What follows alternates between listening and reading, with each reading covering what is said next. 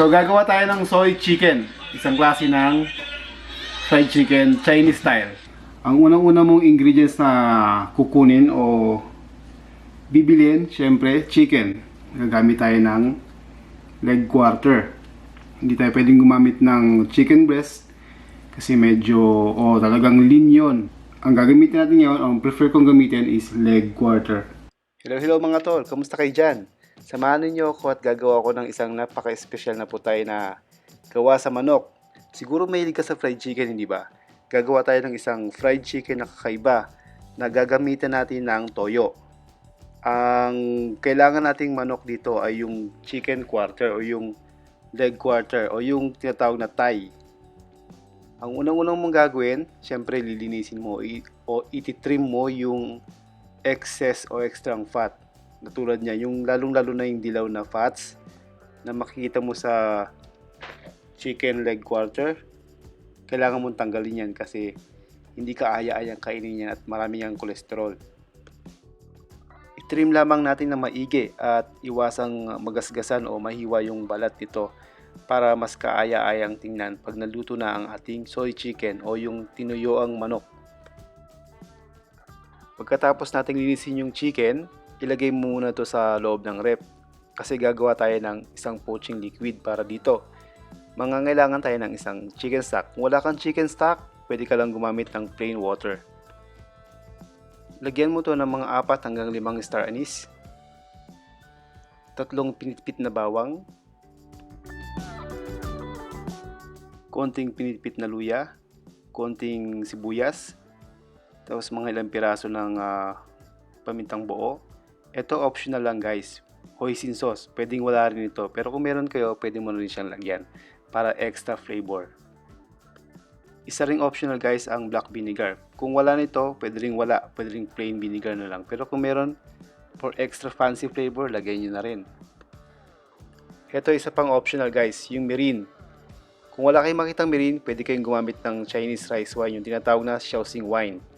Kung wala kayong makitang shaoxing wine, pwede kahit konting splash ng gin. Lagyan din natin ng konting brown sugar o asukal ang ating poaching liquid para medyo mag-balance yung sweetness at saka yung salty ng ating poaching liquid. Konting soy sauce para sa kulay ng ating poaching liquid.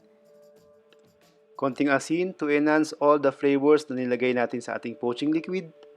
Pakuluan lamang natin ng 5 hanggang 10 minuto para mag-infuse na lahat ng mga flavors na nilagay natin dito. Maglagay rin tayo ng konting lemon peel para pabango at pampawala rin ng lansa ng manok at para na rin sa konting citrusy flavor ng ating liquid. Ilagay na natin ang ating manok at simulan na natin itong lutuin. Dahan-dahan mo itong lutuin sa mahinang apoy lamang. Huwag itong pakuluan ng aggressive kasi pag pinakuluan mo to, may tendency na magkalasog-lasog ang ating mga manok at hindi na ito magandang gamitin pa. Lutuin lang natin sa mahinang apoy at dahan-dahan kahit matagal. Tapos i-base mo lang ng i-base ng poaching liquid gamit yung sandok.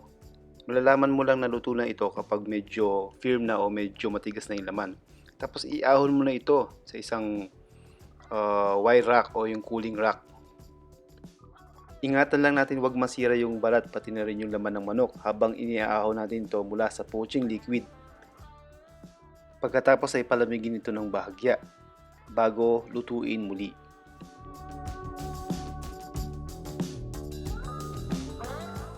Alam nyo, pwede ko na itong lutuin sa deep fryer.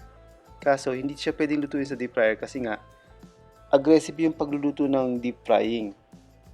So ang ginawa ko nito, nagpainit ako ng isang maliit na Dutch iron casserole pan. Tapos naglagay ako ng konting mantika. Tapos pinirito ko ito ng dahan-dahan.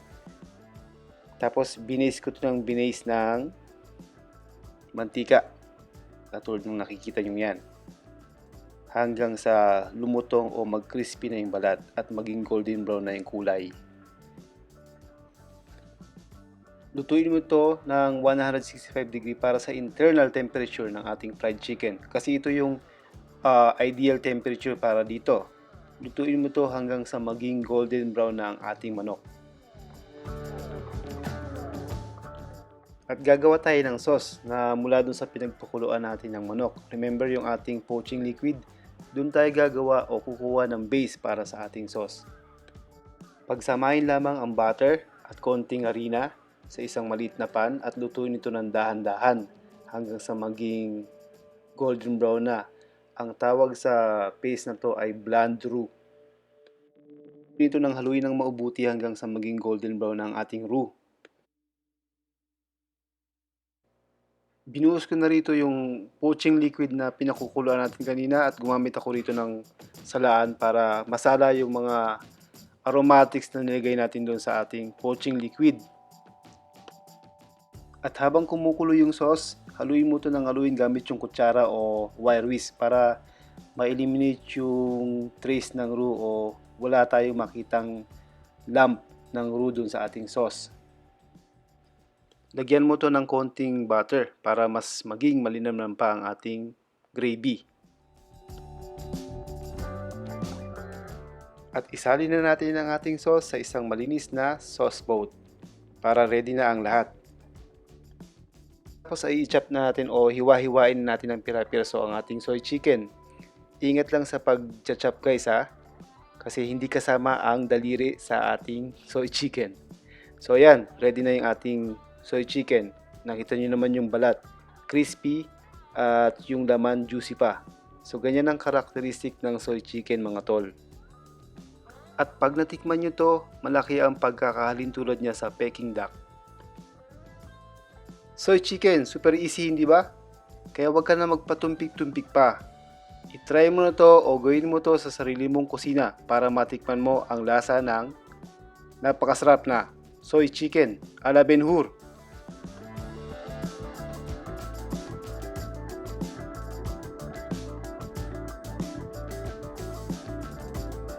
Chinese style soy chicken. Kung nagustuhan mo yung video na to about sa soy chicken, please subscribe and hit that notification bell icon para ikaw ang unang-unang makakalam pag ako ay nag-upload ng bagong video. Okay? Ingat po lahat. Paalam, bye-bye.